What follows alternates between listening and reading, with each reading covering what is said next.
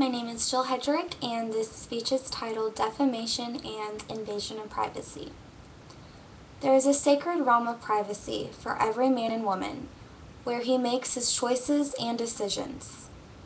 A realm of his own essential rights and liberties, into which the laws, generally speaking, must not intrude. Said by Geoffrey Fisher, Archbishop of Canterbury. In America, the right to privacy has been stretched exceedingly thin because we are increasingly becoming more of a global society. As advancements in technology are being made each year, the accessibility and availability of information has increased, making it almost effortless to obtain disclosed information. According to Robert O'Hara Jr., author of No Place to Hide, technology is being deployed at every level of law enforcement and intelligence. It's vastly more powerful, varied, and sophisticated than ever contemplated those many years ago. As a consequence, the president's wish may come true, and the terrorist may have no place to hide.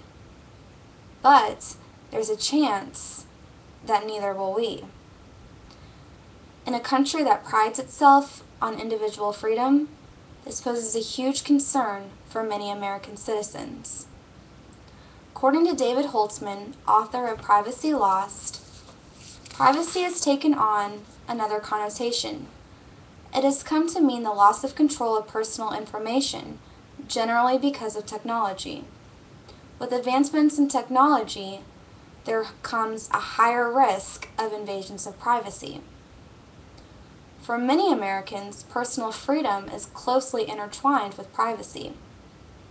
According to Lawrence Gostin, professor of law at Georgetown University School of Law, above all values, Americans prize freedom, the right of individuals to control all aspects of their life, including the personal and the economic. A core American value, privacy, is closely linked to freedom and clearly illustrates the tension between the individual good and the collective good. Under the Constitution, there are laws that protect the rights of privacy for citizens. But, according to David Lanois, author of Privacy in America, it was not until the Privacy Act of 1974 that for the first time gave statutory recognition to a right of privacy for American citizens. It set up certain constraints on federal agencies. According to the law, it protected certain federal governments' records pertaining to individuals. The Privacy Act prohibited unauthorized disclosures of the records, and the individuals at any time could see if any of the records had been disclosed at any given time. Federal governments set the groundwork for privacy laws, but it is actually up to the states to adapt and modify the laws to meet the needs of the communities within the state. In Illinois, a privacy law was created to meet the privacy rights of all of Illinois citizens. Under the Constitution of the State of Illinois and the Bill of Rights, under Section 6, titled Searches, Seizures, Privacy, and Interceptions, the law states that the people shall have the right to be secure in their persons, houses, papers, and other possessions against unreasonable searches, seizures, invasions of privacy, interceptions of communications by eavesdropping devices or other means. This law was created to protect the privacy of individuals, but the law itself is vague and not very specific. The law does not specifically protect individuals from invasions of privacy on the internet. And with the advancements in technology, this becomes more of a concern because it is harder to track privacy invasions online. Advancements in technology may make restrictions harder to place on the law, but privacy laws regarding this need to be modified in order to protect all citizens and to meet the privacy needs and the privacy rights of the modern society.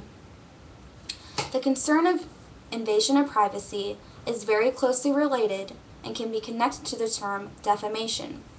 According to Thomas Tedford and Dale Headrick, author of the textbook Freedom of Speech in the United States, each person has the right to protect his or her personal reputation against slanderous remarks that destroy the person's standing in the community.